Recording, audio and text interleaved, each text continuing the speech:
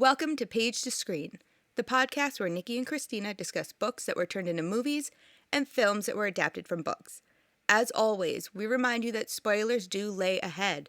Now, we invite you to decide with us the age-old question: which is better, the book or the movie? Hello, everybody. We are here with a very exciting subject matter. Nikki, How are you doing today? I'm good. I'm excited to get into this one because it's also, I feel like it's kind of controversial. It is controversial. I agree.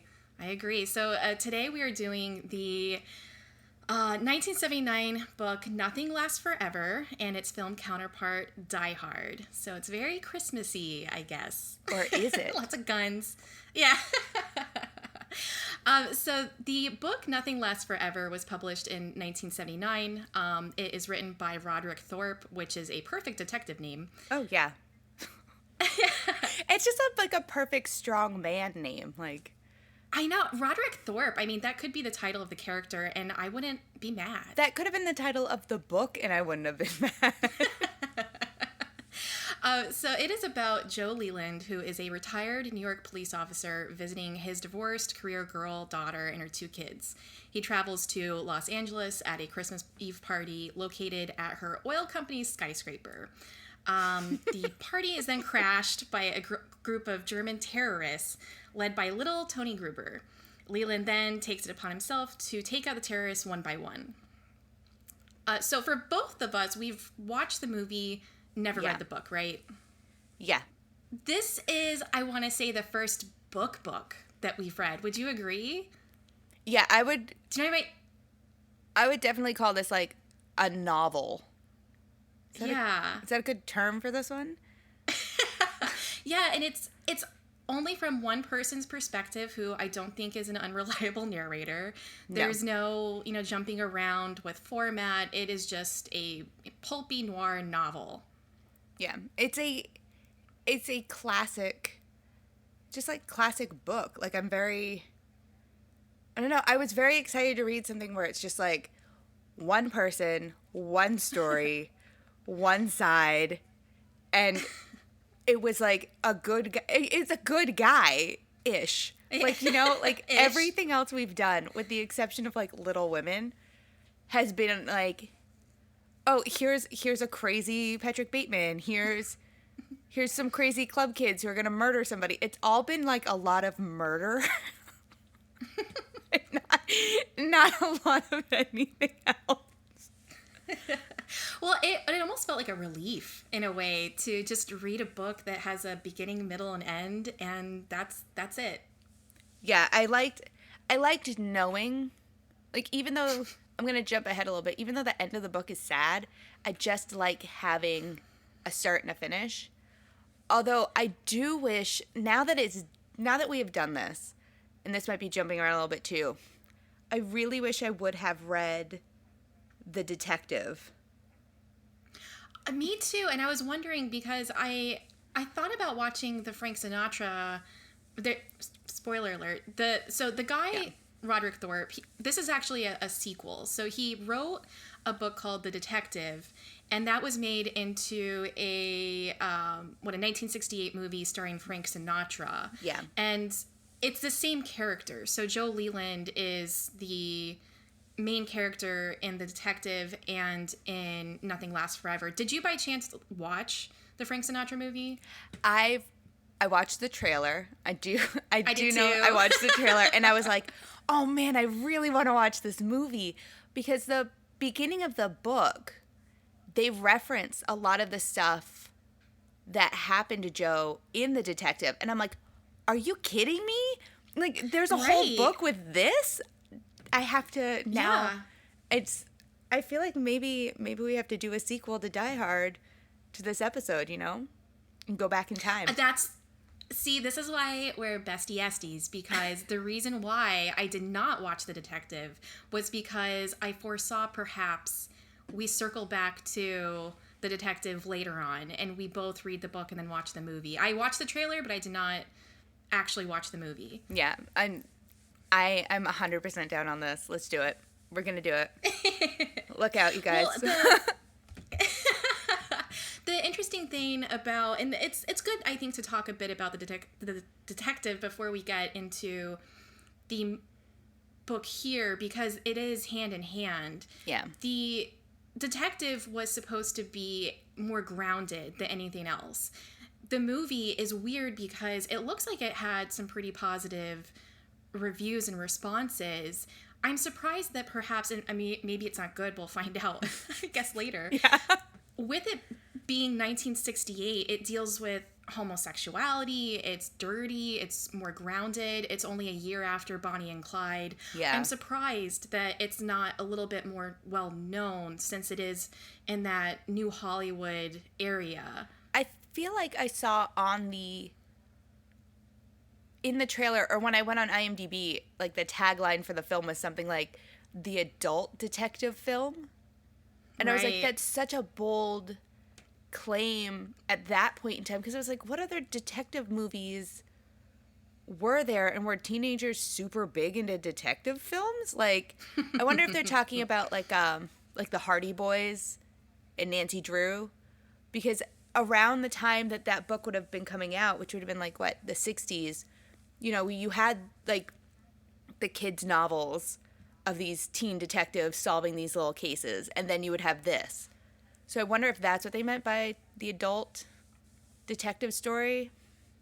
But I definitely, it's such an interesting, for that time period, I feel like, to have the whole storyline is based upon, because he brings it up in Nothing Lasts Forever. They talk about how that case, they basically summarize the whole case. So now I'm worried that when we read the detective, I'm going to be like, spoiler alert. Like, well, I think that this is a very cynical, seedy, dark, it's a very 70s book. Yeah. Joe Leland starts out, he's retired. He's not active, he's retired. The case that is, I guess, the subject of the detective, turns out he was wrong. So this is a guy who, he's not only retired, his wife has died, he's got a questionable relationship with his daughter, he's traveling around everywhere, he's kind of lonely, and, one of the things that he's the most well known for got thrown out the window. So you start out with this guy who's older and broken already from the very beginning, even though he might not realize how broken he is. No, yeah. It's like, I am honestly, I know this is all about Nothing Lasts Forever, and I cannot stop thinking about the detective right now. I wonder how different he is in that novel compared to this one. Same. Because Same. You're right. We meet him when he's kind of at almost his lowest point. He hates everything and everyone, and within the first 5 pages, he draws a gun on a van driver because the van driver is harassing his cab driver because he has to catch his flight that leaves in 20 minutes and he's still not at the airport. Talk about some 1970s stuff right there. You're not at the airport yet? Still? Really? Do you know how long I have to go? Yeah. It's like I have to be at the airport 4 hours in advance, and I'm going one state over. I could drive there in 4 hours. Yeah, the Orlando airport, you have, if you're at 2 hours, you're getting risky, buddy. It's in a weird spot, too. So that means you basically have to leave at least 3.5 hours before your flight. So, yeah, the 20-minute thing made me laugh, too. Oh, yeah. And different times. With the Orlando airport, too, you have to, it's not like it's one big building. It's one big building, and then you go through security. Then you have to get on the low-budget Disney monorail that takes you to the gates. Like, you're not even... 20 minutes is what it takes to get from security to those other gates. He was never going to make that flight. Honestly, it threw me. That's where I was like, on my way to work, and I was like, really? Okay. The book starts very early. You get what kind of dark, seedy 1970s bleak area you're in, because he talks about the slush on the streets. Oh, yeah. The very first sentence is talking about how could someone do mutilation. The N-word is said on page 3. He's pulling out a gun on a truck driver. It's already starting out at a low point. Yeah, it is definitely a book of the time. Like, it is, I would say it's kind of like a time capsule novel. Like, if you want to know what the 70s were like, here you go. It's just slightly, especially with everything that's going on now in America, and you're reading this and you're like, holy crap, were people just this way in the 70s? I wasn't alive. I don't know. Was it just it? But then also, like, he is really at his lowest. Like, you find out that he's a recovering alcoholic, and you know, yeah, the stuff about how his wife left him, remarried, and then died, and he doesn't have the greatest relationship with his daughter. And it's just like, you are meeting, it's almost like this is the middle arc of like a Greek tragedy situation, where it's like, oh yeah, we've missed the part where we have the hero's high point and we're at the low point and he has to redeem himself. It's like we started the movie halfway through. Right. Yeah, there's a lot of 70s slang too that makes me laugh. So one of them was, "Listen, you jive ass son of a bitch." And then one that made me laugh and thought specifically of you was, did you catch this one? And it's early on too, where somebody says, "Don't juice my fruit." Yes, I think I texted you after I read that, because I was like, I'm sorry, don't do what now? And "Don't juice my fruit" made me think of your little bit with the Fast and the Furious and "Give me the veggies." Yeah, for anyone who doesn't know, early in COVID, Jesse and I decided to watch all of the Fast and the Furious movies, and the first one with The Rock, I have no idea which one that one is. 5, 3, 2, I don't know, but he's very, very sweaty. He like sweats the whole time, but someone's trying to tell him what's going on, and he's just like, he says, "Don't give me the veggie." I don't know. Somebody wrote it and he read it, and they said that's fine. I'm going to be thinking about that for the rest of this podcast. Don't juice my fruit, Christina.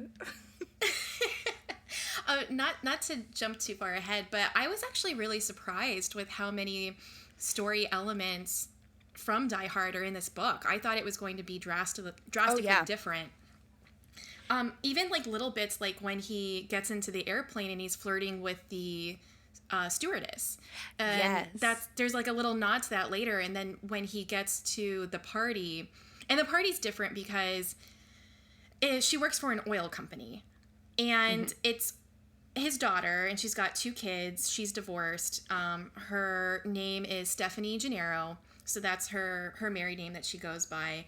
The oil company is clearly seedy from the beginning, but then she's working with a couple guys. One of them is named Ellis, and it's clear that she's having an affair with him. Yeah. Leyland is kind of disgusted by his daughter and let down by her, and also feels guilt about where she's at. So it's a little bit of a shame, because this is on the edge of the 80s, where you do kind of have this boom in females in the workplace, and she's kind of trash, and she's doing coke, and it seems like she's not a good mom. So he's already feeling guilty about that. Yeah, with her working at the oil company, something that really made me laugh is he talks about how materialistic she's become since she got the job. Right. And she's not like, as opposed to the movie where, you know, it's Bruce Willis's wife who has a big office and all this stuff. The daughter doesn't have like a big office. She's basically like a secretary.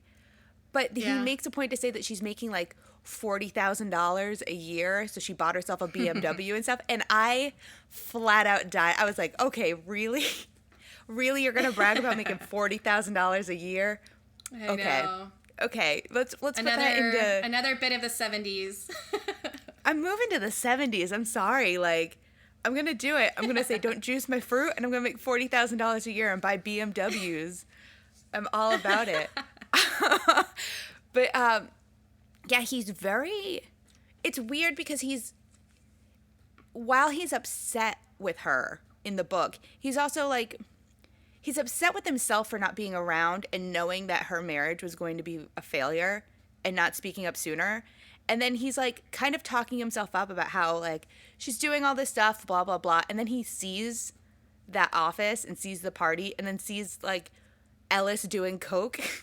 And he's just like, I hate all of you. And it's like, okay. Now he's back to being grumpy again. He's an Anakin Skywalker. I hate Sand. I hate Ellis. I hate my daughter. He hates everything. But at the same time, I thought at first at the beginning when he pulls out the gun that he was going to be this sort of Charlton Heston kind of hero that I just don't like this super masculine, aggressive guy. Yeah, the guy who has a need to save everyone. Yeah, and yet when he gets to the airport and he arrives in California, she put up a car service for him, and it is a black driver. And he's sad because he's like, why should this older black guy have to be picking me up on Christmas Eve? He should be home with his family.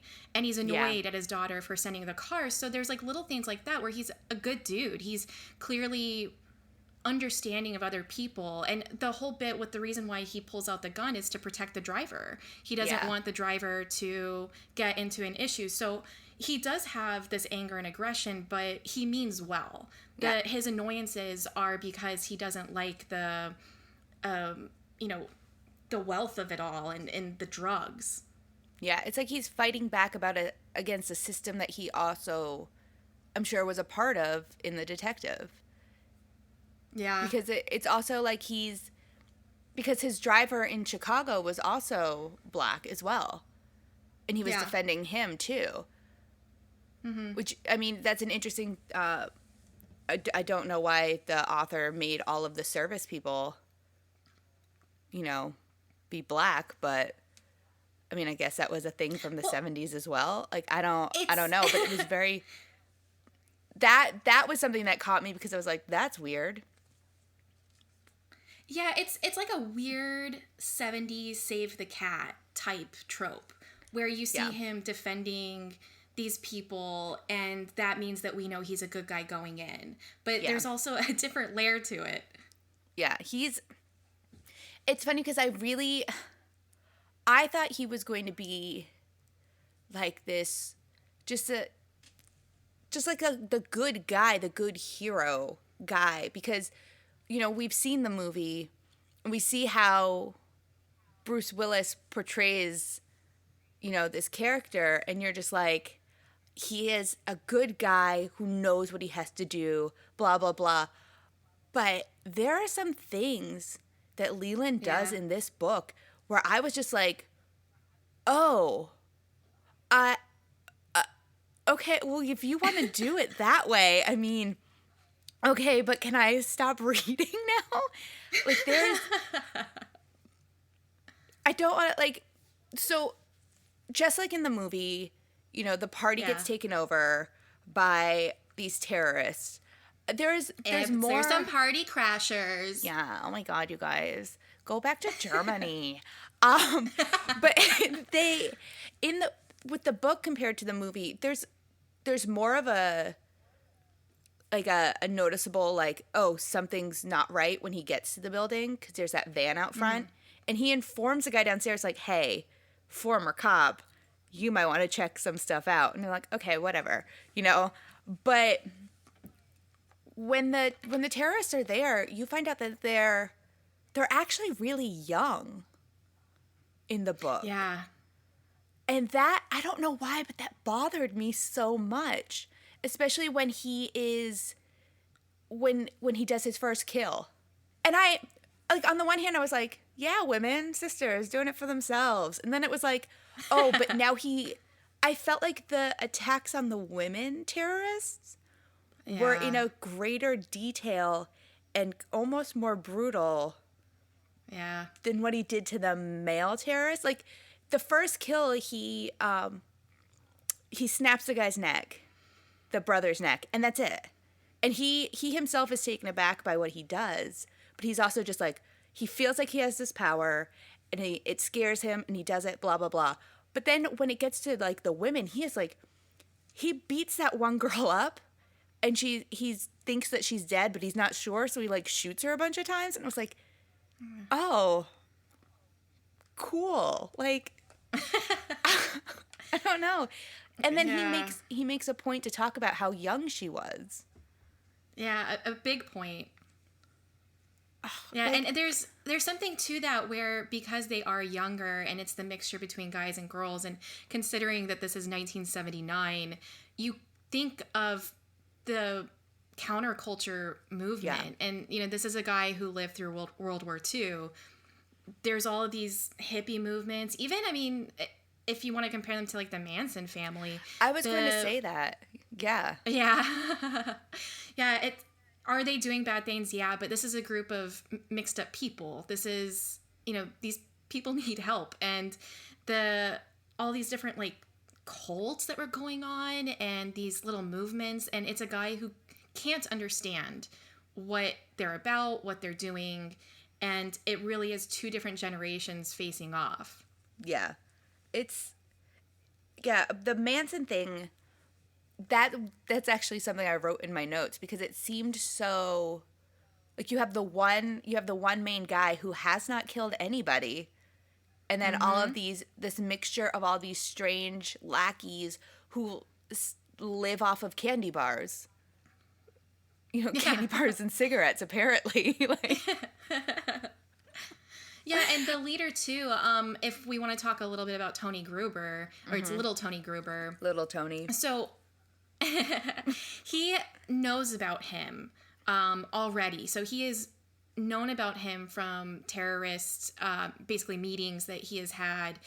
And he's someone who is idealistic. He is a terrorist, of course, but the more and more he talks, you're kind of going, well, he's got a point. He's, yeah, his ideals are not necessarily to scare people. He actually wants to give power back to people. It's very Tyler Durden. It is very Tyler Durden. And in fact, Joe Leland is the one who incites the violence. He's the one who, because he takes it upon himself to save everybody, he's causing more violence than the actual terrorists are. Oh, especially when he blows up half the building. Oh yeah, that part too.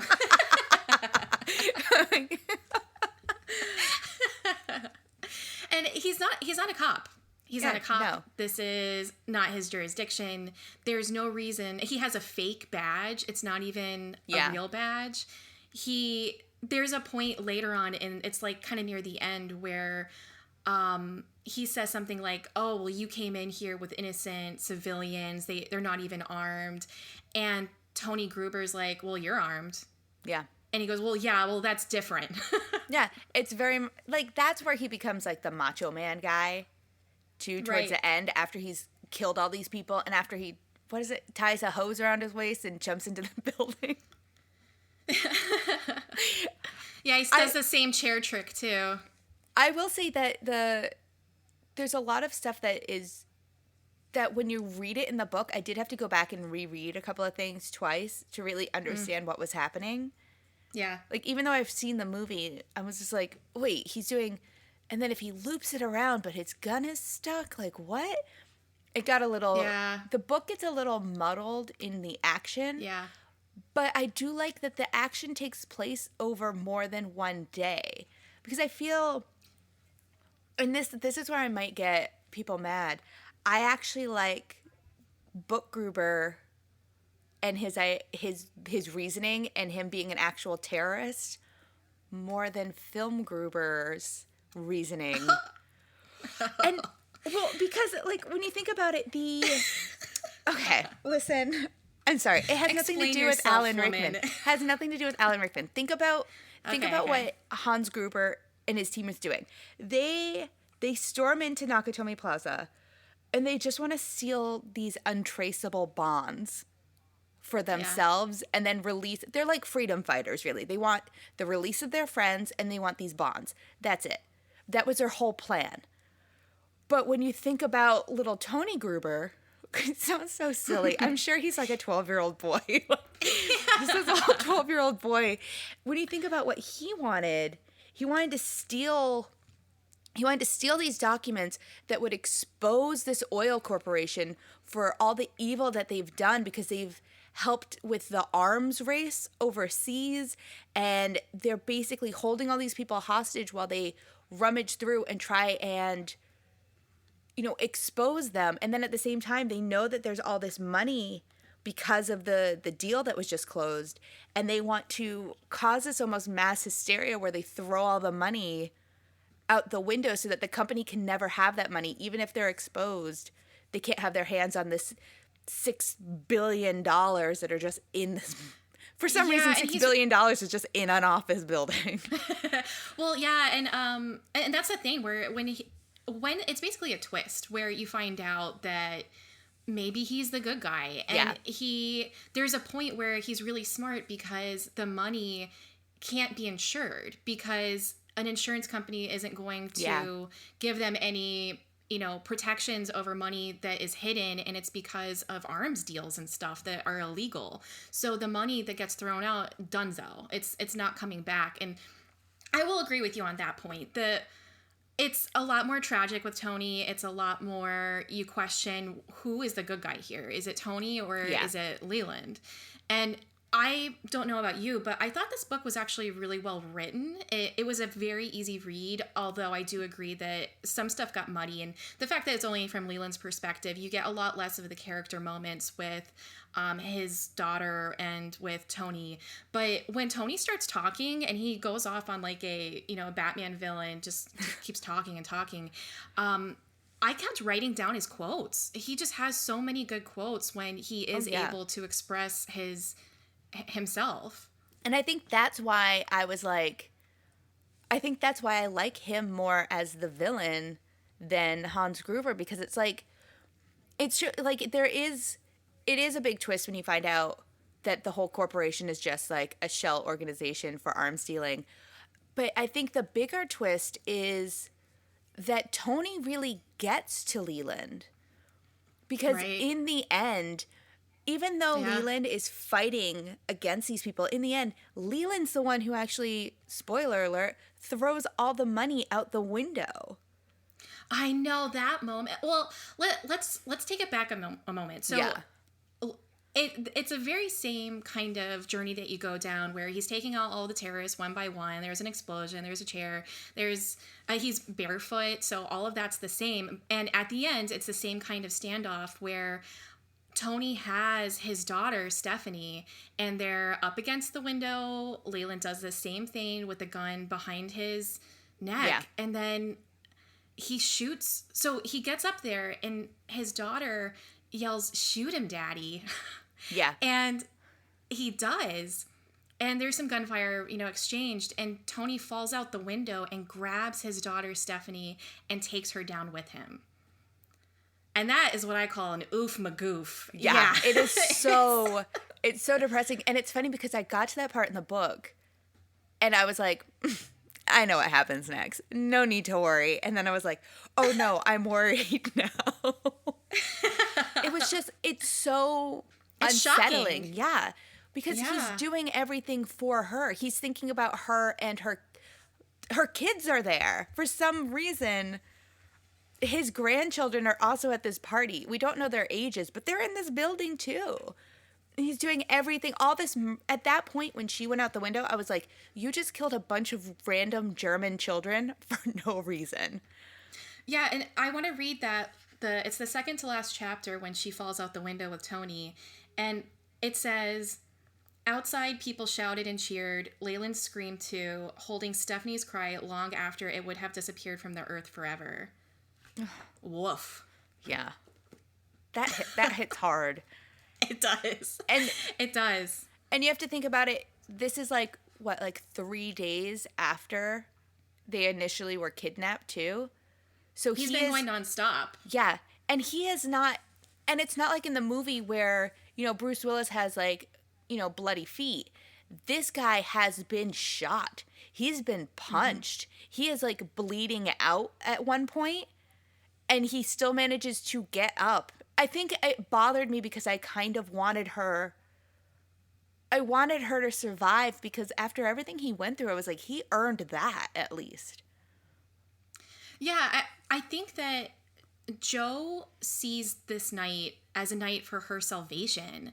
That he can't accept that she is the bad guy, as Tony has suggested. He can't accept that he could be on the wrong side of everything.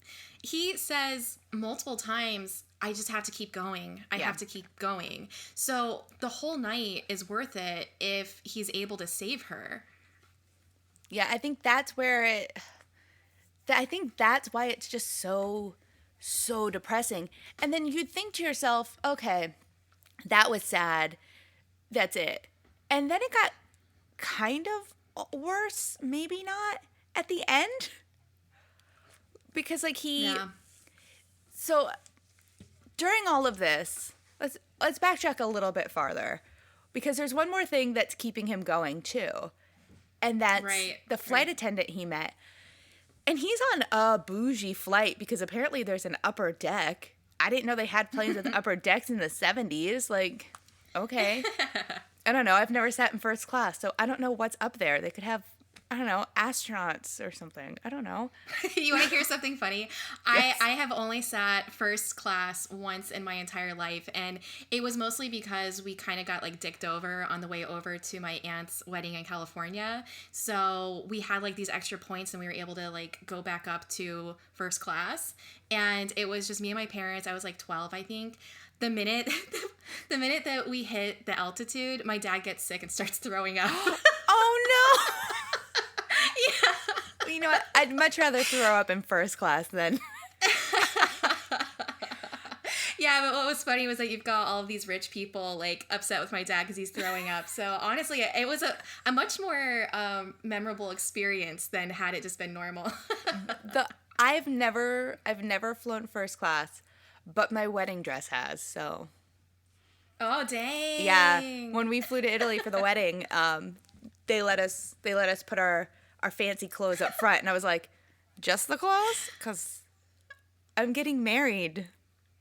Wink, wink. I imagine your wedding dress. I imagine your wedding dress is sitting up first class like the wedding dress in Beetlejuice. Yes. Like. No, okay. So you mentioned, he flirts with that flight attendant. Yeah, so. he flirts with the flight attendant on his flight over to LA, and he they kiss. They have an actual connection, which is great for him because he talks about how he hasn't been with anybody since all that stuff went down in The Detective, and like since he lost his wife, really, and she's staying in California for a while because that's where she lives, and.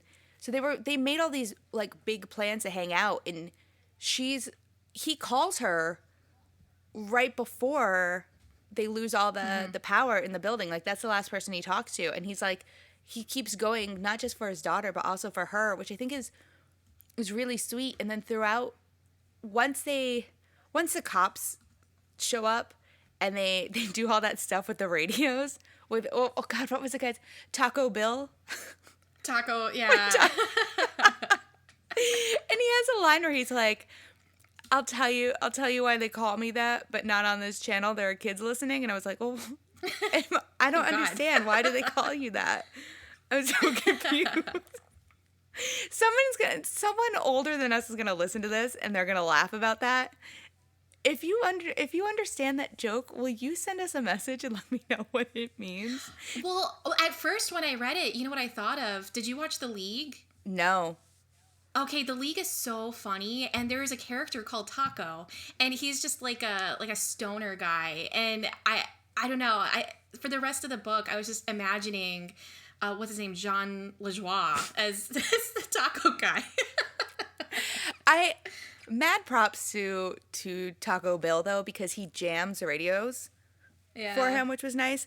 But yeah, they connect Leland with the flight attendant through these radios, and she just keeps telling him, like, do what you gotta do. Like, she's had a weird past, too. Where she's like, Yeah. I dated a boxer in Vegas and blah, blah, blah. And I was like, okay, lady. She's like, so I understand all your issues. I was like, I don't think you do. And he even says that. He's like, listen, you can say no because I've done some things. And she's like, you don't have to say anymore. I was like, oh, I think you might want to know what he did. Like, he blew up a building. He murdered some children or something. Like, there's some stuff going on. Good with me, baby. Yeah. No, but you mentioned it's like after Stephanie dies, who, by the way, she's referred to as, he keeps referring to her as Steffi. Yeah. Which I thought was a really good way to make her sound more innocent and like you care for her more, because he's referring to her as her childhood name instead of Stephanie. So he keeps just saying like, I have to save Steffi. But after she dies, he carries out Tony's mission and throws out all of the money into the streets. That was such a 180 from who he was at the beginning of the book, I feel like. Because if I had met him at the beginning, I wouldn't think he would have done that at the end. No, never. And Tony has a lot of lines. Like, he tells him he isn't Robin Hood. He tells him, you're protecting the property of the biggest thieves the world has ever known. And when he throws out the money, it's like there's a lot of mixed emotions. I feel like he hates Tony, yet he hates the company more. I think that's how I took it. Oh, no, I agree. I think once he realized what was happening and what that company had done to Steffi, I think that's where he was really just like, screw it. Like, these people deserve everything that happens to them. And he just went all in. Yeah.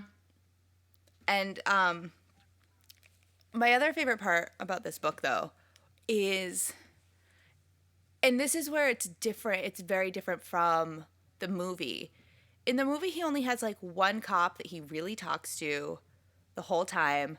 Whereas in the book, he has his cop friend, but then he has like the sergeant who's constantly telling him on the radio stuff, where he's just like, stand down. And he's like, can I talk to the other guy, please? And the sergeant's like, no. And he's like, well, then bye. Like, and then after, and it cracked me up because I was like, that's such a flex. Like, how can you just tell the head of the police downstairs, like, I don't want to talk to you. I want to talk to the random guy who gives out like parking tickets. Can I talk to him? But I will say that I felt bad for him at the end, though, because after all of the trauma that Leland goes through, we finally get to the end of the book. Here we go. And there's a little foreshadowing towards what will happen when his granddaughter sees him downstairs right before, and she didn't recognize him. She said he looked like the other guys. But he gets saved. He's like, the paramedics are rushing by, the cops are coming up to ask him questions, and the chief of police is there arguing with him, telling him how much he's going to owe the city. And then out pops the other brother, just like in the movie.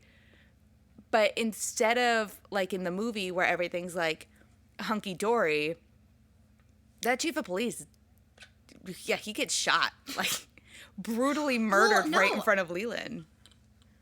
Not only does he get shot, but your buddy Al Powell is standing there, and the whole time Leland's like, there's another guy, and it's the same guy. It's Carl with the long blonde flowing hair, and he is the brother of the first guy that died. So the whole time Leland, because he knows that there's 12 terrorists, they wouldn't believe him, and that drove they wouldn't me believe him. Crazy. I know, and he's like, no, there's another guy, and they don't believe him. And similar to the movie, he shows up last minute, starts firing, and Al Powell shoves Dwayne T. Robinson into the damn gunfire. Yeah. He's like, bitch, bye, and shoves him. And then he kind of like winks at Leyland, like, okay, you hid behind him. And then Leland says, you're a good cop. Yeah. Yeah, he's like, I was like, is this a retribution for him never letting you use the radio? Like, what is happening? Like, he does literally push him right into harm's way. And I'm going to say literally like 100 times on this one. When he pushes him, it comes directly after he says all that stuff to Leland about how he's going to have to pay back the city for all the damages. Yeah. And then, boom, now you're dead. And I think the other guy says something about that, too, where he's like, oh, well, guess everything's hunky-dory. Like, your debt's clear now. It's like, no. Well, and the thing, too, with, like you mentioned his granddaughter saying that she thought he was them. When he looks at Carl, who's covered in blood and dirt, he says we're a mirror. Yeah. He says it twice. Yeah. And see, I really like that. Like, that was something that was kind of like a slow burn. Yeah. You know? Because I think he sees his granddaughter before Steffi dies. Yeah. Yeah.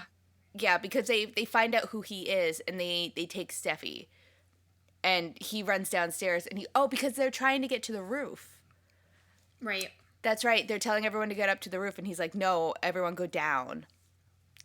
That's right. Just like the movie. Did you think, I thought that when Steffi gets thrown out the window, I thought it was kind of similar to Vertigo. Yes. Spoiler for Vertigo ending. Oops. Because like the thing I like about Vertigo is that it just ends. Yeah. She falls and then boom, it's the ending. So obviously this one has an extra chapter after it happens, but it's that idea of it doesn't matter what else happens. This man is now broken. Yeah. He was already like on the edge of his own sanity, but now that she's gone, he's donezo. And then like when he sees Carl, who lost his brother, he's like, oh, Carl kept going no matter what, just like I kept going even though Steffi's gone. Yeah. Yeah, and that lends itself more to the idea that they are a mirror. Because not only are they both gross and disgusting looking at this point from crawling around in God only knows what for 3 days, but they both kept fighting until the bitter end. Do you think, I wanted to ask you this, because it ends with he gets shot even though that bitch got thrown in front of him by Al Powell. He gets shot in the upper thigh. Powell puts the belt around him and he says, you're going to be my partner or whatever. And then he kind of like closes his eyes and thinks about flying. Do you think he dies or do you think he lives? Oh, see, that's a good question. Because I was going to ask you if you think that there is a sequel to this. Yeah. Because I would hope that he does live. Just because now he has so much in his life, whereas before he had nothing. Like, literally, there I go again. He discusses at the beginning of the book how he lives hotel to hotel. Because he's always doing these weird conference, like police conference things or whatever he was doing. And he's never really, he doesn't have a place and he doesn't have people. And now that he's gone, like he has 3 days in LA and now he has a possible girlfriend and he's probably going to have to take care of his grandchildren because their dad is kind of like MIA at that point. Like he divorced Steffi and then like went off with somebody else or something like that. And he doesn't pay his child support. I think I remember that in the book. So yeah. I would hope that he does live, but it wouldn't surprise me if he dies because it is a Greek tragedy when you think about it. He has his heroic moment and then it's like that's it. Good question. Well, I did want to ask you 2 more things. You're going to have to think about it. Oh, goodness. Okay. My thinking cap is so on. I'm not... I'm not saying that anybody should remake Die Hard. What I am saying is, what if, and this is like, it must happen. I'm not saying it should happen. I'm saying like in the world where it's going to happen. If Nothing Lasts Forever, if you saw like AV Club announces, well, I guess it wouldn't be AV Club, but whoever announces that Nothing Lasts Forever is going to be made into something, who do you see directing it and starring in it? Oh, goodness. Okay. And we're talking that this is just a straight book-to-screen adaptation, not a remake of Die Hard. Yes. It is Nothing Lasts Forever. Exactly. And I would put it in the 70s, too. I think it's a period piece. In the 70s, honest to goodness, I would have liked to have seen Frank Sinatra in this. Just really? because, because it's weird because the way they describe Leland in the book, like if we were doing it in the 70s, they describe Leland in the book almost like how Frank Sinatra ended up aging, because he's not young and he's not fit. And he talks about that a lot. He talks about his bad knees and his bad back, and I related to that a lot. So I was like not super old Frank Sinatra where he was kind of puffy from all the alcohol, but not Frank Sinatra when he was like still really good looking and, you know, birthed a child with Mia Farrow. In between, you know, the in between Frank Sinatra, where he's distinguished, so you want to trust him, but you know that he's probably mad at the world for some reason. Yeah. It's just, I was thinking if it was... Go ahead. I was just saying, like, it's all I could think, like, especially knowing that, like, he already did the first one. He already did the detective. Why not carry it over? I mean, that would be it for the 70s, I feel like. Yeah, and I was thinking for, like, if you did it back in the 70s, if you kind of, like, upgraded the director from the detective and you did, like, a William Friedkin, because, like, I think of The French Connection and just, like, how ugly it is and how Gene Hackman is supposed to be the good guy, and yet he's kind of a piece of shit. So, like, having that sort of ugly 70s look, like, that could work for something like this. Oh, 70s Gene Hackman would be good in that. Oh, you're right. He would be so good. Now that I think about it, now that you bring it up, he'd be really good. Oh. Yeah. See, I was thinking if you did it nowadays, and I might be biased because I'm thinking, I'm currently watching your favorite fashion designer, Perry Mason.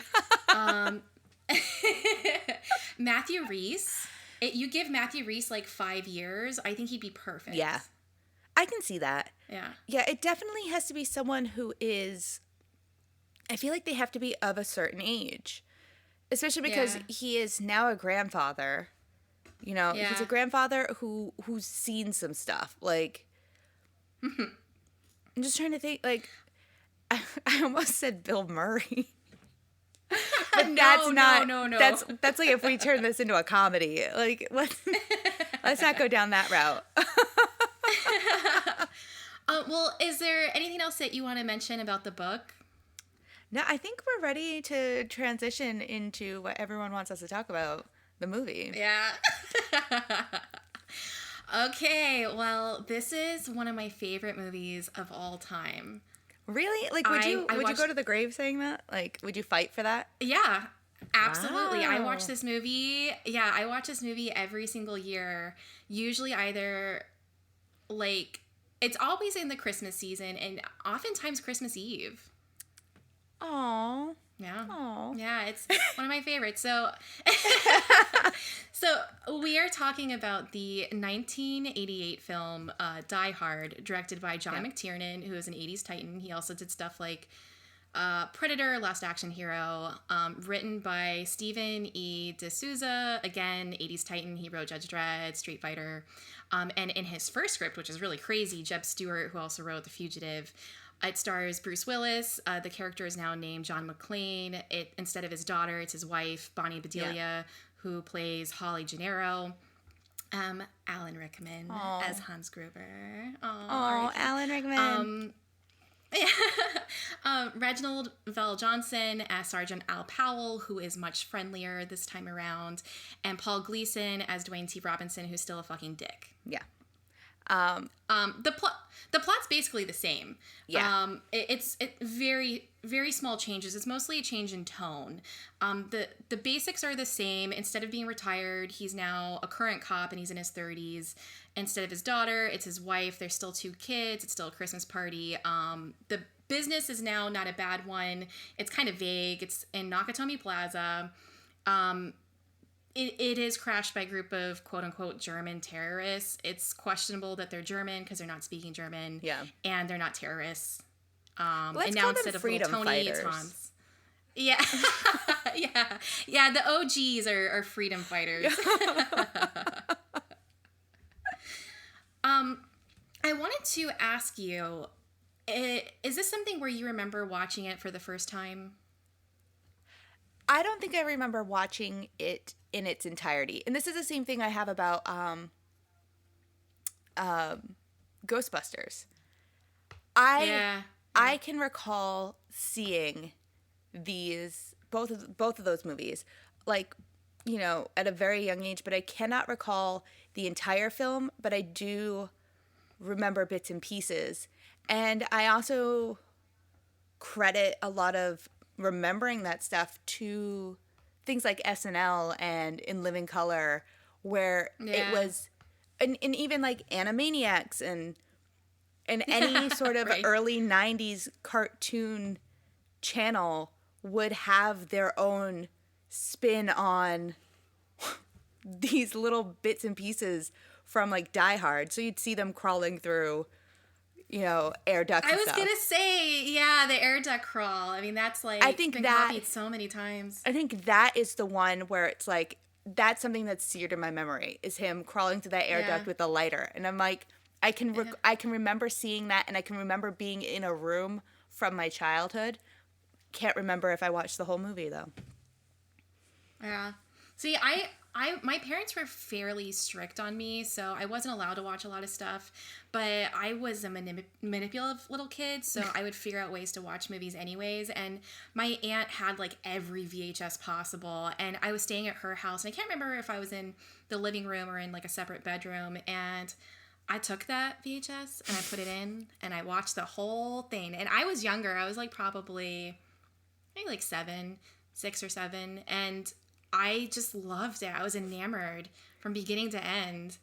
See, I can tell you nothing about Die Hard. I can tell you exactly when I saw Steve Guttenberg in High Spirits. Because we went to Maine Steve to visit Guttenberg. My mom's cousin and my Aunt Carol, and that was like one of the only VHS tapes. But your story is a lot better. Yours is a lot better because it's more on topic.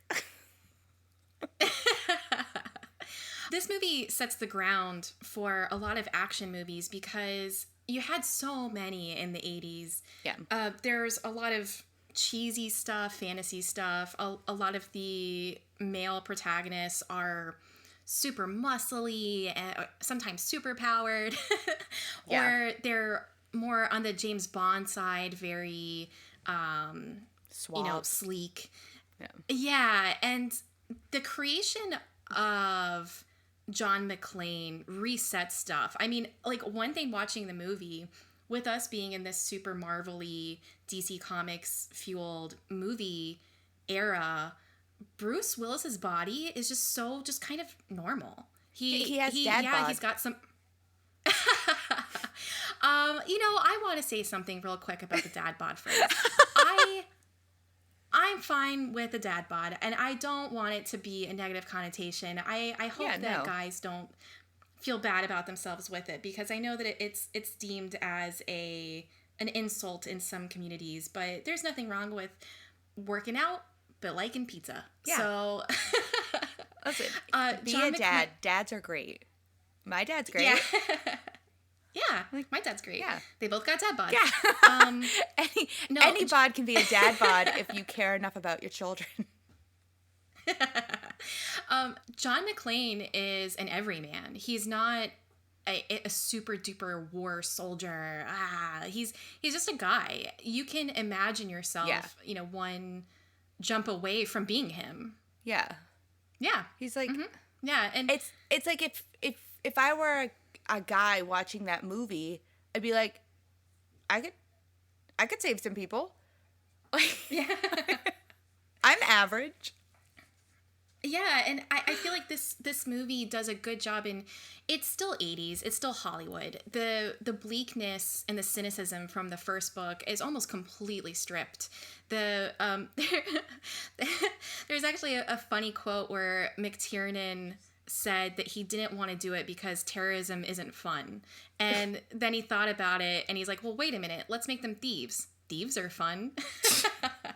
And see, that's why little Tony from the book has a better, motive, I feel, than Hans Gruber. I think that's the thing that drives me nuts in the movie is the motive is so lacking. Now that I've read the book, I'm like, what are you doing? And everything you're doing could have happened on any day.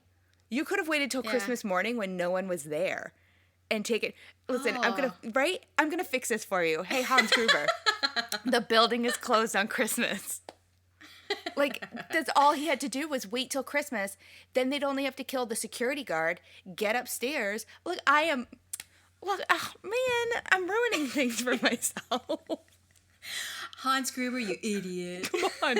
I get it that you're German, but come on, you celebrate Christmas too. No, when you first said that you liked Hans Gruber from the book more, I was definitely hardcore judging you. But if you're taking the Alan Rickman performance away from that, then I do agree. I do agree with you. No, when I was reading the book, I was like, Alan Rickman is little Tony. He is Hans. He is any Gruber you want him to be. You want him to be Mick Gruber from SNL? Done. He can be all the Grubers. Like, I was into it from, like, there's no replacing him. If one of your questions was, would you recast us? No. Because I would never ask that question. And when you think and just thinking about the fact that this is his first film and his first American anything, and he was in his 40s, I'm like, one, there's still hope for me to become famous. And then two, it was like, he's so good, and I feel so bad because of this film, we've made him the ultimate villain. He's even the villain in Love Actually, a movie about love. Like, what have we done to him? I always thought it was really cool that he didn't start his film career until 41, because it's like, oh, at any age you can start. But now that I'm in my 30s, I'm like, man, 41's approaching real quick. Yeah. Listen, we've got 10 years. We gotta do something. The crazy thing about it being his first Hollywood or first feature film is just that the camera works so well with him. He knows how to play with the camera, and that's something that really only gifted actors or seasoned actors can do, where just the way he takes his time and he turns his head, it's so good. He's definitely, no offense to like Bruce Willis, no offense to anyone else in that movie, but he is that film. Like, there is no, in my mind, there's no Die Hard without him. See, I agree that he is Die Hard, but I think that Bruce Willis is pretty perfect. When you look at the list of other people that they were considering, I think that Bruce Willis is John McClane. There's a reason why they haven't remade Die Hard without him. That even though I don't even really consider the sequels, I see this as it's sort of like Saw or The Matrix. I see this as one movie, and I guess if I'm bored, I'll watch the other ones.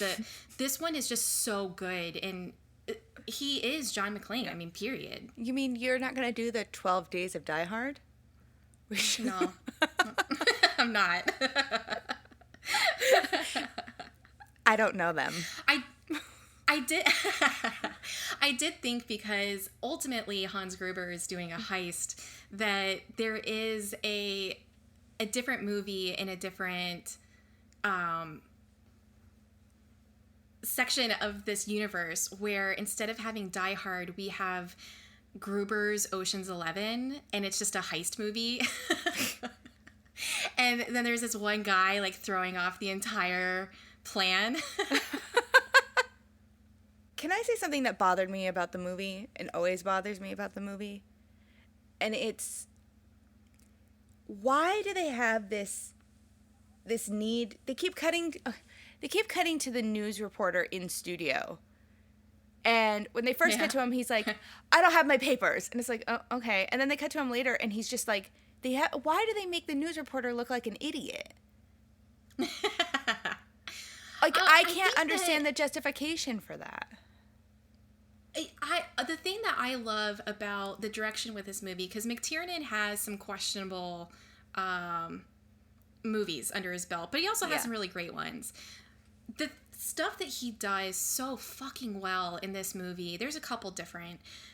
The audience is never in the dark. He is able to pull out from the book, where the book only focuses on Leland, and the movie you're able to get more character development with Hans. You see the kids and the caretaker. You get some really cool moments with Holly.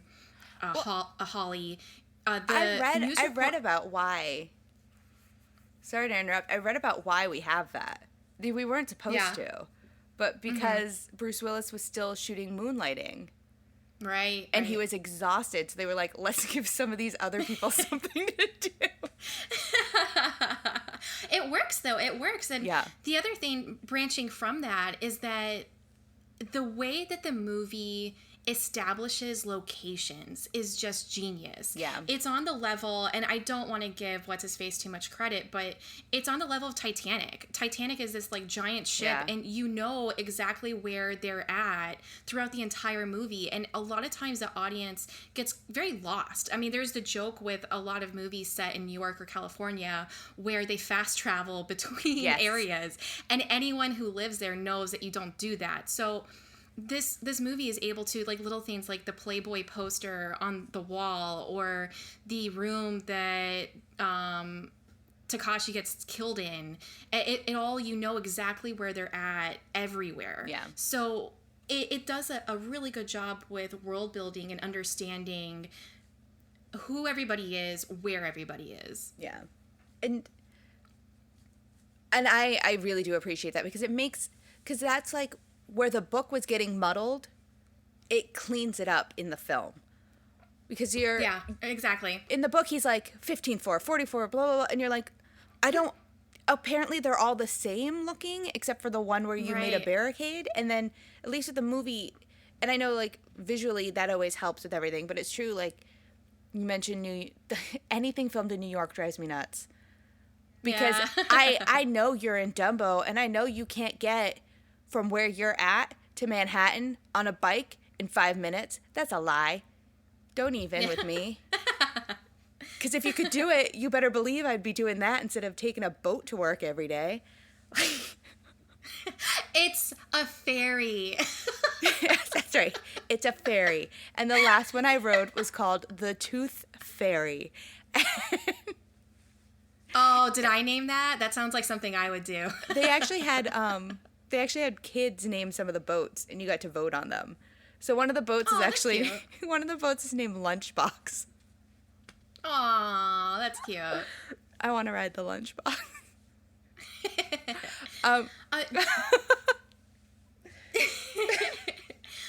Do you like? I mean, what are your thoughts on Holly Gennaro?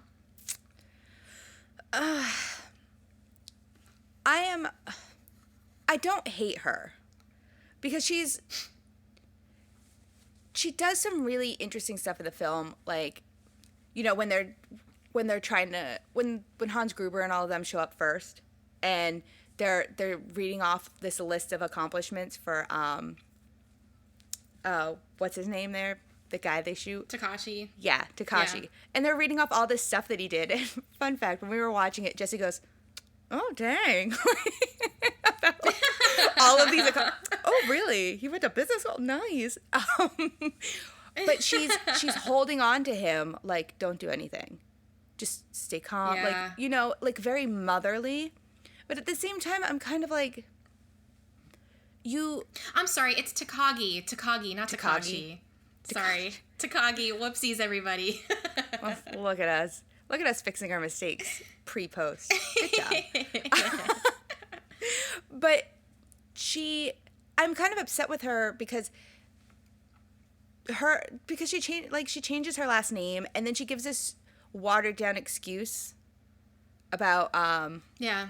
oh, they like it when the women in the office appear single, blah blah blah, and that turned me off so much because honestly, yeah, it's kind of true. I feel like men are more willing to hire single women because especially at that time, we're still not equal to men.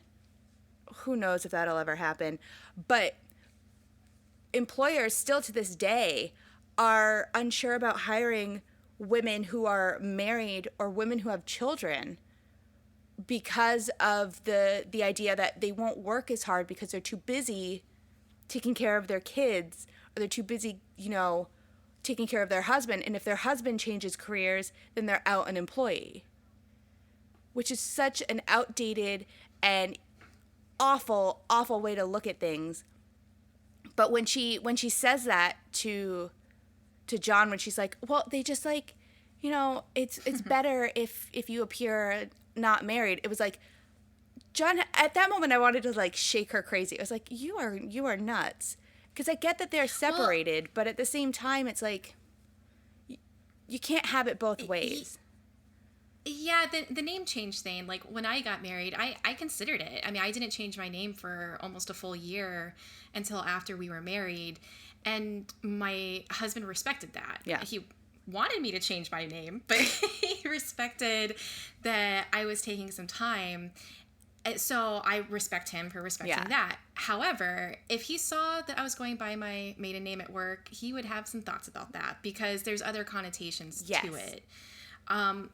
In that scene where they're talking, it's like you flip-flop between sides because at the same time there's that part where he's talking to and actually I love the way that Bruce Willis says Argyle. It's like Argyle, like I can't do it, but you know what I mean. Argyle. No, but when this young driver figures it out within seconds that she got a better job, he thought that she wouldn't cut it. So he stays in New York, and he has his own excuse of the backlog in New York. I mean, I know people who have had to basically live apart for a couple months while one of them wraps up a job and then, moves with the other person. So they kind of both have their own bullshit. Yeah. Like, and that's the thing where it was like, you can't trust either of them because he's in another state, but he's mad at her where for all we know, like we saw him like I flirt with the flight attendant. I know. And I think that's what fuels some of the anger is like, he's getting mad at her because she changed her last name for an absolutely ridiculous reason. But he's also, flirting with other women. And it's like, this is where I'm like, you guys can't have it both ways. You can't be in a relationship and married and have this, normal home structure. And at the same time, both be doing whatever you two are doing before this night. Yeah.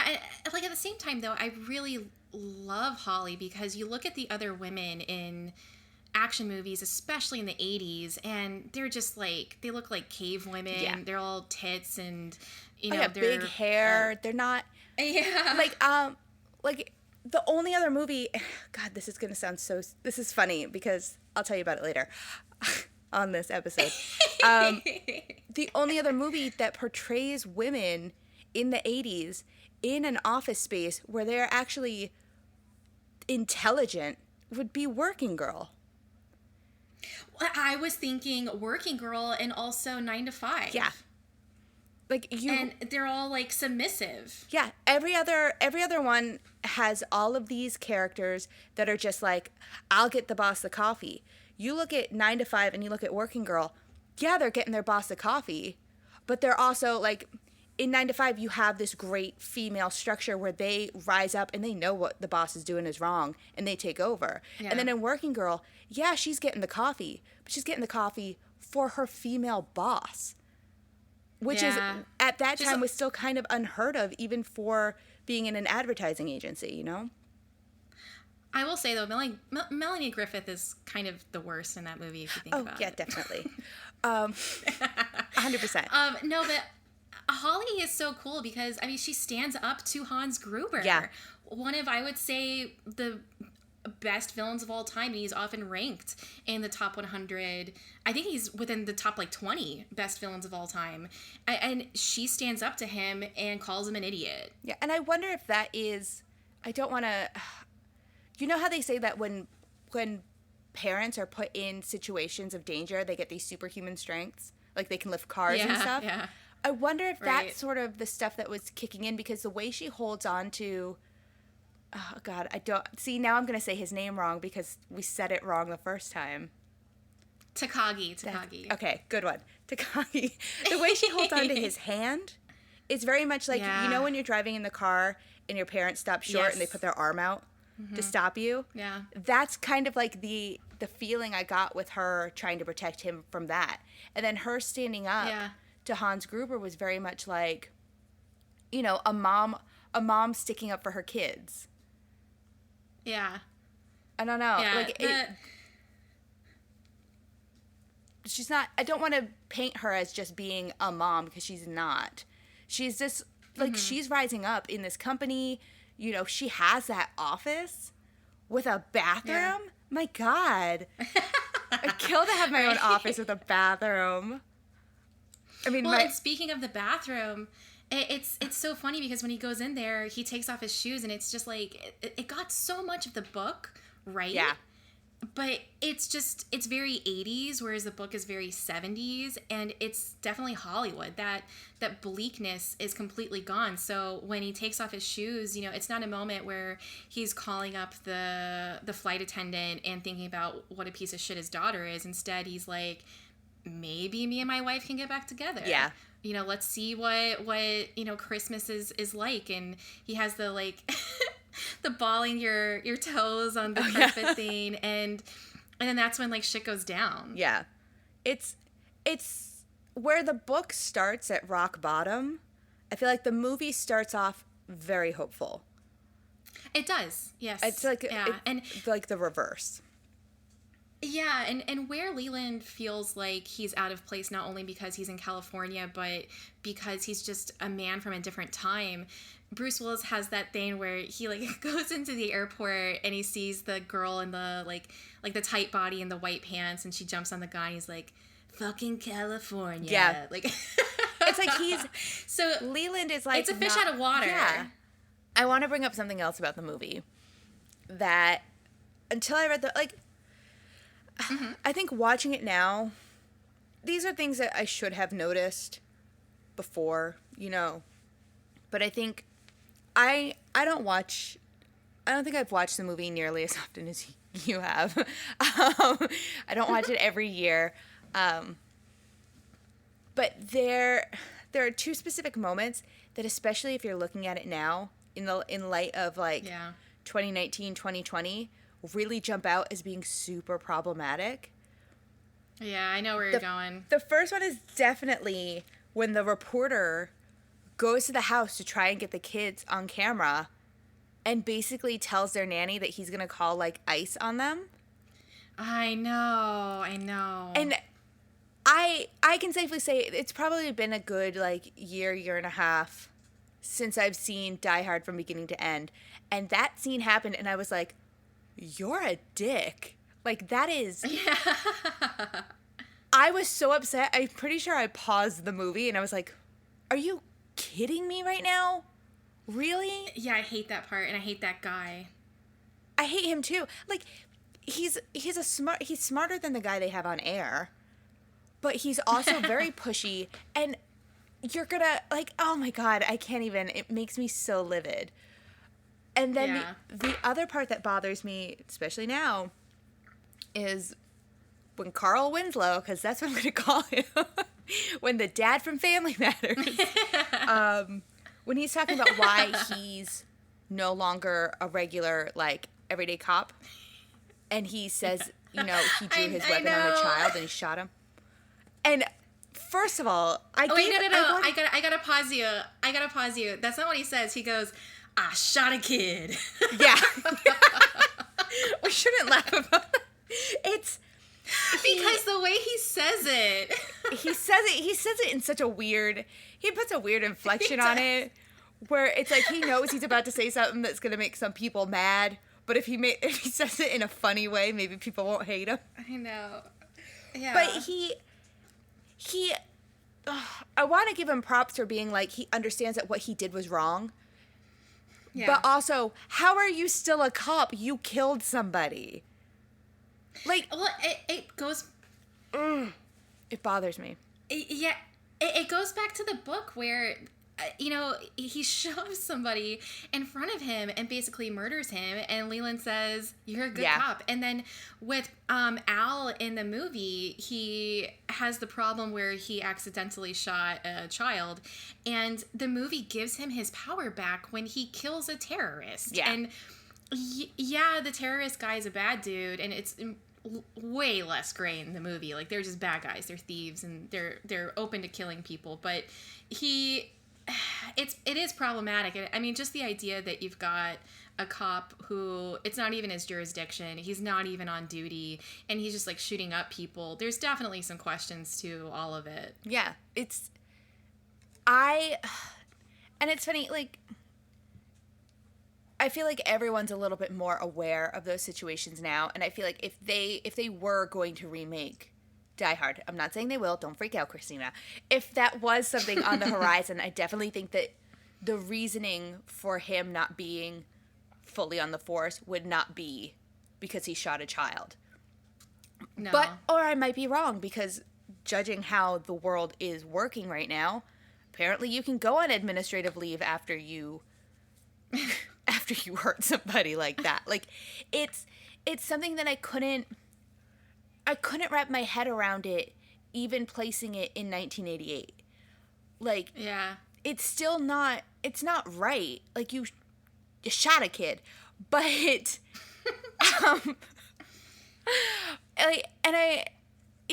shot somebody who was unarmed and of a certain age, and the police force was still like, that's okay. They still let him have. That's the other thing too, is he technically giving the beat that he's on now, which I assume is like, you know, patrolling the area, or like, it's a step above what, mall cop. He's a step above Paul Blart, but he has a gun still. Why does he still have armed. A gun? Yeah. Oh my god. So that's. Yeah. I don't want to keep ruining this movie for you. Oh, hey, listen, I love this movie, and I love this movie for all of its flaws. Like, one of the things it has is one of my favorite silly things about movies, which is poorly wigged stunt doubles. I have such a big heart for stunt doubles, and they don't have good wigs on. They're clearly not the same person. It's almost like the Spaceballs joke. Yeah. And you have that a lot with, I don't know who the fuck chose the John McClane wig. God. And then it's so bad. And I love it. I live for it. So I know that this movie is flawed. And it's not even like, it's definitely a late 80s, early 90s movie, no doubt about it. But I don't even think it's like aged that poorly. It's definitely 80s. So it's definitely from that time frame. There's no wondering when it takes place. Yeah. But the action, I think, is still fun. It's not like it has a bunch of special effects that are unbelievable. I think that the effects are pretty cool. The action's pretty cool. And some of it, like, you know, the crawling through the vent thing. It's timeless. It's just this, like, epic movie. And I think it really did, like you said earlier, it's something, honestly, Die Hard is something that, even if I pick it apart, if I nitpick every moment of it, it's never going to change the fact that it has such a lasting history. It's Yeah. it's the reason we have, I wouldn't even be surprised if it's the reason we have like the Fast and the Furious. It's, it's definitely the reason, we have such a, like, we have Speed, which came out a few years after that. Oh, It's, absolutely. it's the reason we have these action films now as they are. Like, what's the one with the White House that I haven't seen where they have to protect the president? I imagine that is probably like a White House Down. Right. I imagine that's probably like a Die Hard situation, And if we didn't have that, it wouldn't travel through. I just heard you be so proud of yourself to remember White House Down. I honest to goodness, I've never seen it. I've seen the trailer. And wait, is that the one that has Channing Tatum? It has I don't Gerard know. Butler, right?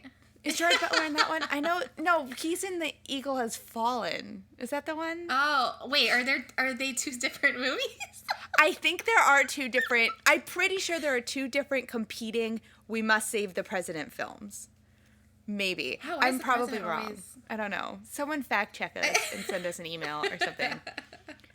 But the idea of a strong, like, because like you said previous to that, a lot of the action and adventure was like spy, cop, but never like a normal guy in like a dirty wife beater like running around. Now when you look at like when I look at news Speed, alert. he's news in... alert. I have an emergency news alert. Uh-oh. You are correct. Wait, there are two different White House movies?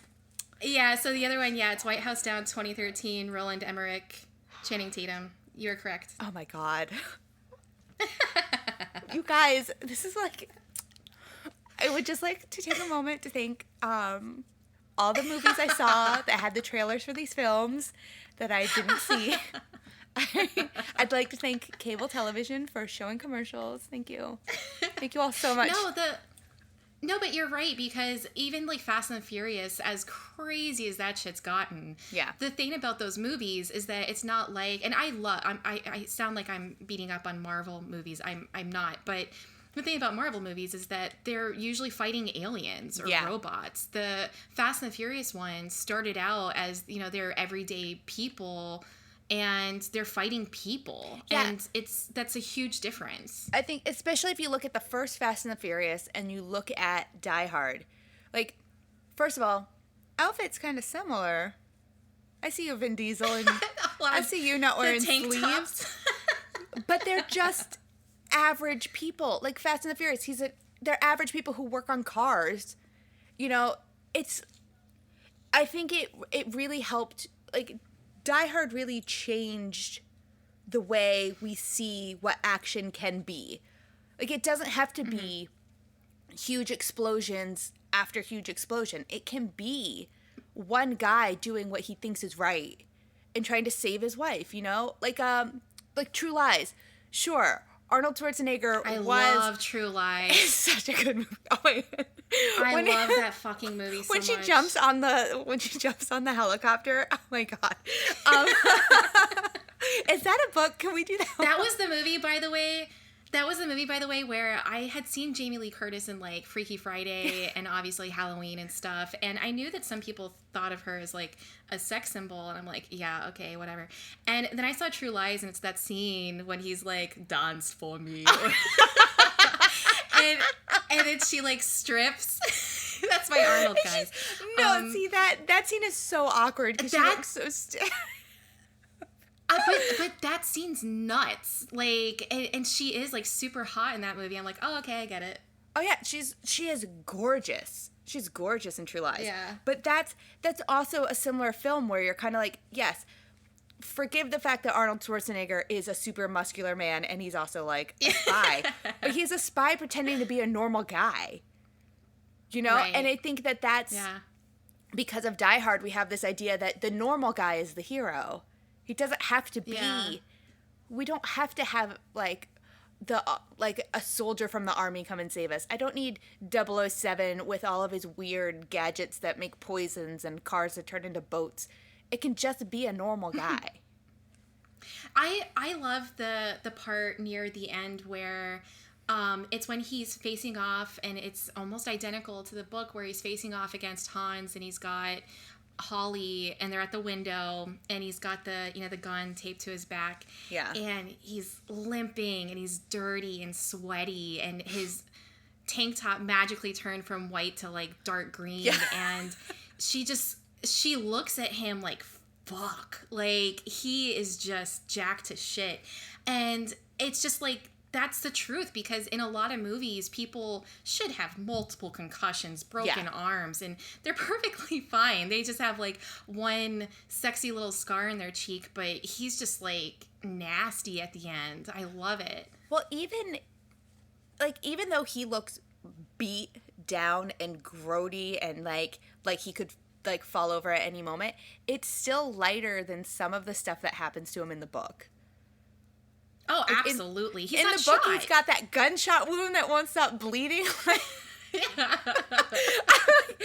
I'm like so I really did appreciate that when he shows up, he's not just action hero Bruce Willis. You know what I mean? Like, he's not clean. Like, James Bond, for some reason, is always clean. Yes, yeah. And there's the part where when he goes back into the area where all the hostages is in the book, and he someone goes like, "Oh, you're covered in blood," and he's like, "It's not all mine." Yeah. Like, it's so dark. You just sounded like Batman. Storm's coming.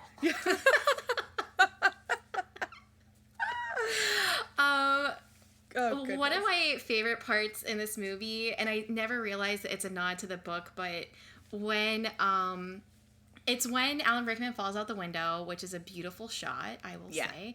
And he's falling, and then what's his face goes, "God, I hope that's not a hostage."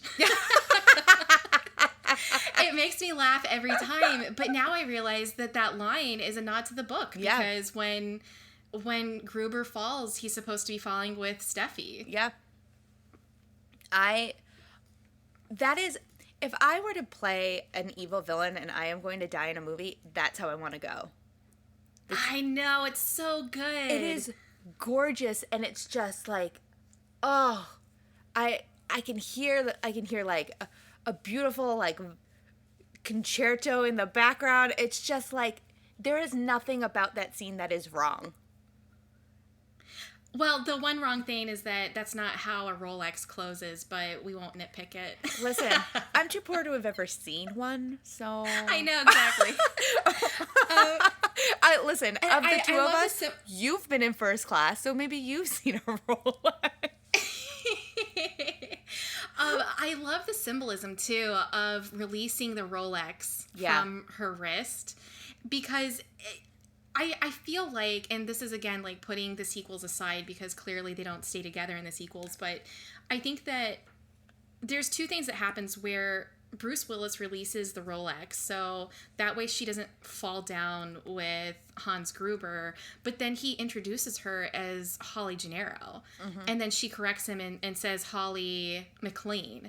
So it's like when they're arguing at the beginning, they're able to make those compromises at the end, so you kind of get this feeling like, yeah, maybe there's a rush of adrenaline with the two of them together, but I think that they can make it. I think that there's a possibility that this could bring them, that family, together. And even with the watch band looking like, you know, it's all chain linked together. It's like releasing the chains of everything that was weighing them down. I mean, literally, exactly. I mean, you had a German guy hanging on you, but like. It's just like a sudden release where it's almost as if they both realize at the same time, the stuff that was holding us apart does not matter anymore. Yeah. Yeah, and I do want to say this because I know that everybody knows this trivia. I feel like this is one that it's on IMDb, it's on Wikipedia, it's like one of those well-known things, but I just love it so much, so I'm going to repeat it, which is that that scene where Alan Rickman is hanging off of the watch, they said that they would let him go on 3 and he would fall onto one of those like movie mattress things, and they let him go on 2. So that look on his face is genuine. It's a genuine oh fuck look because he did not know that he was going to be falling yet. And it's just perfect. It reminds me of Scar in The Lion King.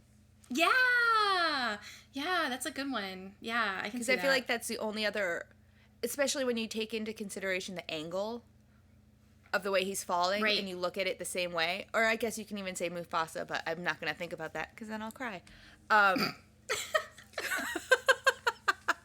And I'm pretty sure we cried on the last episode, so we can't do it again. Yeah, I can't do that again. We get one cry, you guys, and we wasted it on Thanksgiving. Fucking an old-fashioned Thanksgiving. Jiminy Christmas. I do have a question for you. And I know you said, I think you have one more for me, right? And I wonder if your question is the same as my question. No, I blew my two on the book. So, okay. No more questions. Oh God, here we go. I feel like I know your answer already, but I mean, it is, I think it's about time we get to the nitty-gritty, the most controversial part of this movie. Is it? Yeah. Or is it not a Christmas movie? It is a Christmas movie. Period. See, I don't know. Because, and I'll tell you why. I know, I'm shocking you like twice in this episode. And here's the thing, though. We're friends. We're friends. We can disagree on things, and we're still best buds. Yep. So I'm happy to disagree with you. This is... Even though you're wrong. And now I'm going to back it up with my argument. The book is definitely full of the holidays. Like, it's mentioned numerous times. You know, he's leaving and it's snowy in Chicago and he's going to spend Christmas with his daughter and his grandkids. It's the music that Taco Bill plays to, you know, jam the radios is all holiday music. You know, you can see the Christmas lights. He mentioned seeing Christmas lights from the building. You know, he mentions it being, oh, it's Christmas Day, Merry Christmas to me. And he talks about, oh, God, he does that thing where he talks about what gift did I get myself for Christmas? Oh, this machine gun. I was like, oh, okay, cool. But it's the central theme in the book is definitely like, how could this happen during the holidays? But with the movie, I feel like it's not, maybe because it's not as blatant. Like, yes, they're having a party. They're having a holiday party. We know that. We hear a couple of songs in the movie that are Christmas. And then that's really it. The main focus is really on the action, and there isn't really a lot of mention about it being Christmas during the entirety of the film. See, I think that it is a Christmas movie, but it's one of the Christmas movies. Like, I can't watch, say, Miracle on 34th Street in April. Yeah. Like, no, that doesn't feel right. I would feel uncomfortable and need to take a shower. But I can watch Die Hard. If Die Hard is playing on TV and I'm just like doing chores and, you know, I can throw it on and not feel uncomfortable. So it's definitely got a certain elasticity where I can watch it outside of the season. But I do think it's a Christmas movie because it's a huge theme throughout it. It's a Christmas party. Her name's fucking Holly. One of my favorite Christmas songs is Christmas in Hollis, which is what plays in the drive in the over limo. To yeah, in the limo. You've got like all the Christmas stuff. They say like the ho ho ho, now I have a machine gun, like which is taken from the book. Yeah, I love it. It's one of my favorites. I think it was 2 years. What? Yeah, not this. Or actually, was it? It doesn't matter. One of these past years, I made Christmas sugar cookies. Oh, I remember that this. look like. Yeah, that looked like the sweaters and it said ho ho ho, now I have a machine gun. I'm very proud of it. I do think it's a Christmas movie. I don't think it's out of place in a Christmas marathon. And I actually think that the book is less Christmassy. Oh, really? So I think we're in total disagreement on this one. Yeah, and I mean, I also think it's interesting that when they did the Comedy Central roast of Bruce Willis, he even said that Die Hard's not a Christmas movie. Well, Bruce Willis is wrong. Listen, I know you were in this movie, but you're wrong. Get out of my face, Bruce Willis. Well, Bruce Willis is one of those guys where I love him in this movie, and he's not like a favorite actor of mine at all by any means, but he's one of those guys that I would love to meet and I would hate to meet because he just kind of seems a little grumpy in like interviews. I think he's one of the heroes that you don't want to meet, and that's all due respect to Bruce Willis. Yeah. I do think it's interesting that you think the book is less Christmas. I mean, and I agree with you. The thing, I think that's why I can't wrap my head around Die Hard being a Christmas movie, is because it is something where I can put it on any month of the year and it still just feels like, an action film. But if I were, to watch, like if I were to watch anything that had Christmas in that, like if I were going to watch Elf or, any, like, you know what? It's kind of like Meet Me in St. Louis, I guess. I guess that's the feeling I get about Die Hard, where people for some reason think Meet Me in St. Louis is a Christmas movie. They are wrong. It's not. Yeah. They are very, very wrong. Meet Me in St. Louis is a film you can watch every season. Yeah. That's where that song originated. They wrote it for Judy Garland. Right. But so it's got like a Christmas song, but it's not actually a Christmas movie. I mean, they go through all 4 seasons, so technically you should be watching it at least 4 times a year, like I do. Right. So it's sort of like saying the Carousel of Progress is a Christmas ride. Yeah. Just because it ends at Christmas doesn't mean it's Christmas. And I wonder if that's sort of the attitude I have about Die Hard, is that because a large chunk of the film, in my mind, is like all the action and the fighting and the trying to get out, and maybe I'm just wanting a little bit more, like, maybe if the Playboy model had a Christmas tree in her hand, that would, maybe then I'd be like, the holidays. But I think because you're supposed to be focusing on him trying to save everybody more than what's really happened, more than about the holiday itself, maybe that's my thing. But, if people want to watch it for the holidays, more power to them. I have all the power. Okay, Thanos. I think that with the Christmas thing, that it's sort of like in the book, it's over 3 days, and I think it's McTiernan said that he wanted to do like Shakespeare, like a Midsummer Night's Dream. Yes, Midsummer Night's Dream, where everything happens in one night. That's another reason why I think that the movie is a little bit more Christmassy, because it's all on Christmas Eve, whereas the book is over 3 days, so it's not focused in on just that night. Oh, I understand that. Yeah, I get that. I just think, well, we can agree to disagree, I guess. Yeah, I don't think we're ever going to agree on it, because I don't know. There's just something about it where I'm just like, and this is where people are going to hate me on this one too. I don't think Ghostbusters is a Halloween movie. Oh, I agree. I don't think that Ghostbusters is a Halloween movie either. I think things like Die Hard, Meet Me in St. Louis, I think, and The Nightmare Before Christmas, I think they all fall into this weird, they can be watched at different times and they're not about a specific holiday in my mind. They could be watched at any point. See, Nightmare Before Christmas. A lot of people, it's like the Disney, the Halloween, list that they have up. It always includes Nightmare Before Christmas. I don't think that Nightmare Before Christmas belongs in Halloween. No, I don't think so either. Nightmare Before Christmas is a Christmas movie. And see, I think we've talked about this before when we've talked about Thanksgiving, where Christmas doesn't start for me until I see Santa in the Macy's Thanksgiving Day Parade. Nightmare Before Christmas is when everyone around you is in the holiday spirit, but you're still not going to take down the bats hanging above your television. That's when I feel better about watching Nightmare Before Christmas, because it is the perfect bridge film.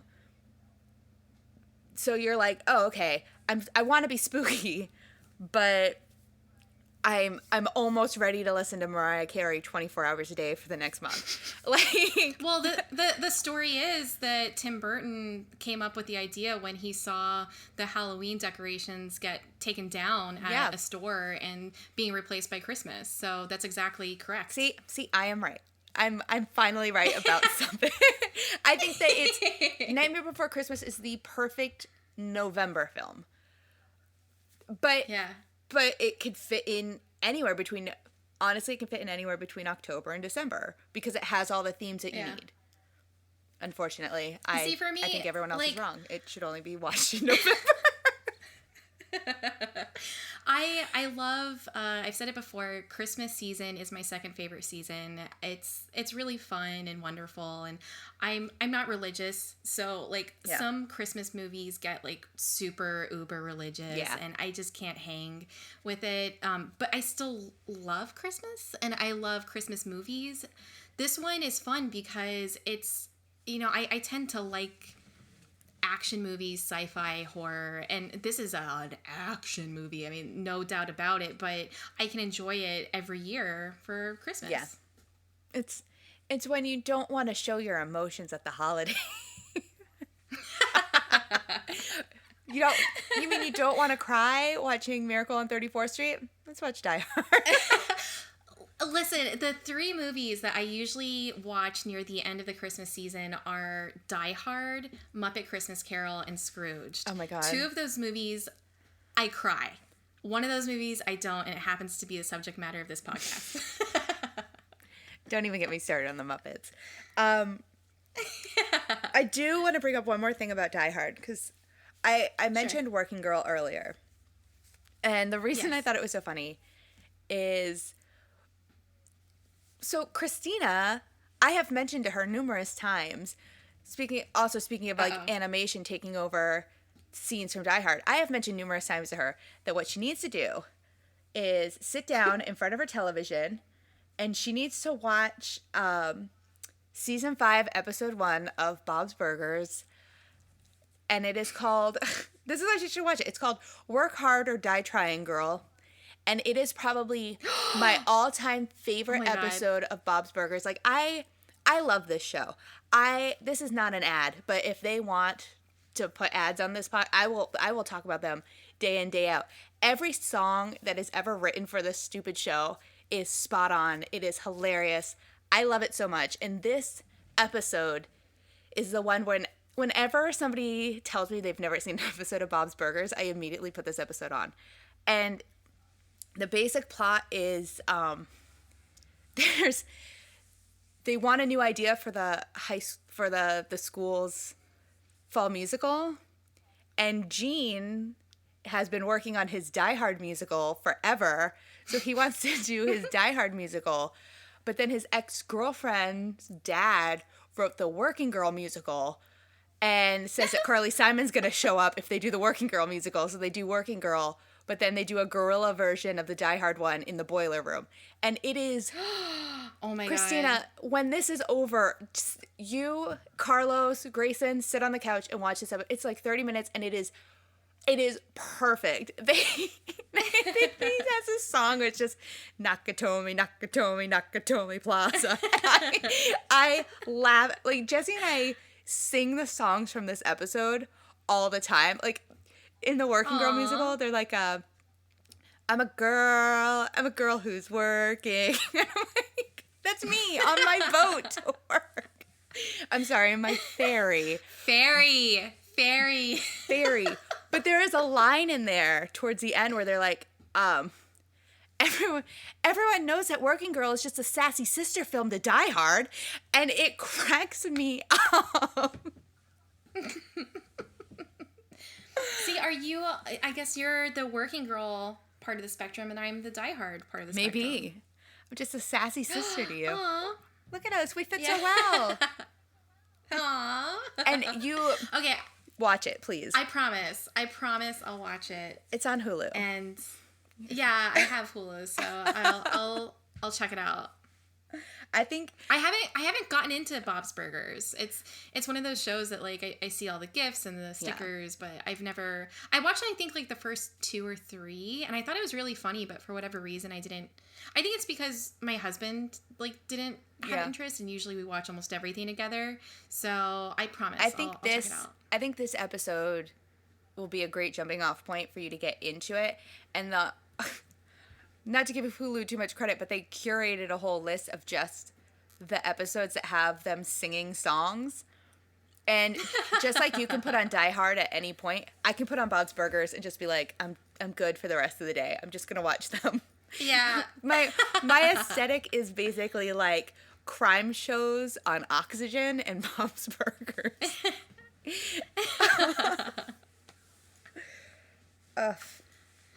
That was... Well, is there anything else that you want to talk about with Die Hard? No, I think we squeezed all the holiday fun out of that one.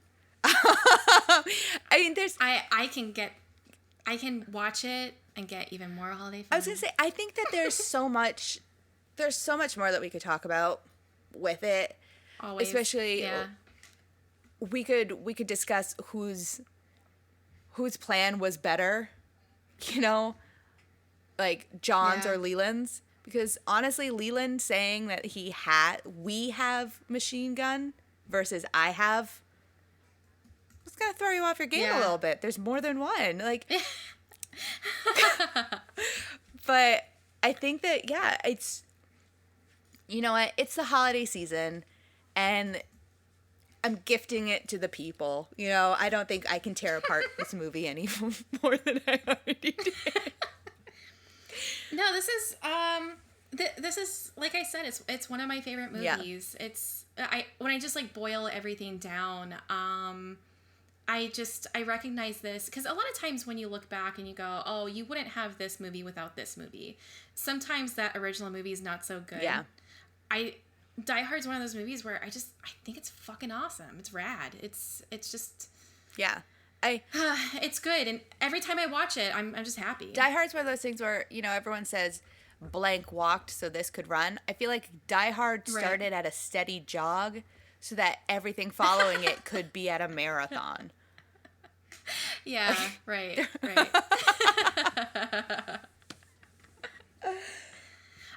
Well, do we want to talk about what we're doing next time? It's kind of a big deal. We are going full force into the holiday season. The gift of giving. We're doing something nuts. Yeah. This is we want to fill your hearts with joy and love. Bye. And why did you just sound like Landau Calrissian? Like Colt 45. I don't know. Laughter and love. No, unfortunately, we are not doing the Star Wars Christmas special. That's not. Oh, thank God we're not. It's not a book. Oh my God, I can't do that one. Come on, it's the holiday spirit. I've seen that too many times in my lifetime already. I'm good. Is that going to be on Disney Plus, you think? No, I don't think so. I don't even think they. I feel like that's probably wrapped up in rights. I don't think they're even doing that. But I digress. I'm sorry. No, what we are giving you guys is the ultimate classic.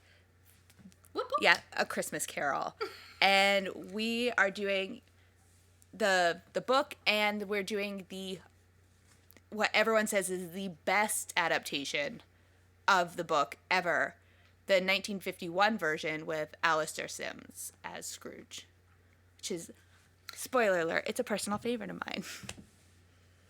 Really? Yeah. I actually did not know that. Yeah, I'm big fan of TCM, so you and I both. Yeah.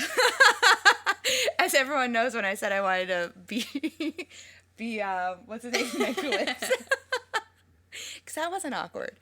But yeah, I mean, A Christmas Carol is A Christmas Carol is easy to find. It's never been out of print, so I'm sure somebody has it. If not, check it out from your library.